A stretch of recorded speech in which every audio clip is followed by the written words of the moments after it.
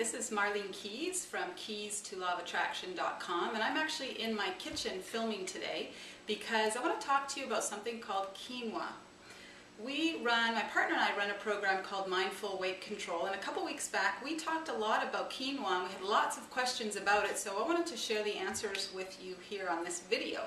So quinoa is a grain, and why do I want to talk to you about this grain?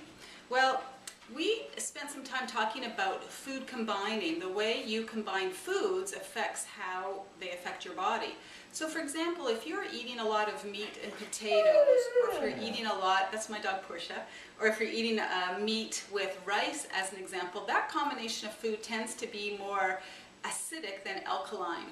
And what you want to do is have an environment that is more alkaline in your body because it causes less inflammation, it helps you digest better, it's just a better environment for your body. But when you eat meat and potatoes and meat and rice, it tends to be more acidic. So quinoa is a great way to cheat. It's a great way to cheat because if you use this grain in place of rice or in place of potatoes, it tends to form a more alkaline environment. And why is that? Because quinoa is an interesting grain. It actually has protein in it where most grains don't. In addition to the protein, it's got a great fiber content, so those tend to make the product and the meal tend to be more alkaline. This is also important to me because I have a 9-year-old daughter who's a vegetarian, so trying to get some sort of protein into her isn't always easy, but quinoa helps me to do that. I have a breakfast that I ate this morning actually that I wanted to show you, and this is quinoa that I made and used just like I would normally use oatmeal or porridge. But if I use quinoa in this format, it actually provides me a breakfast that contains protein, whereas my porridge didn't.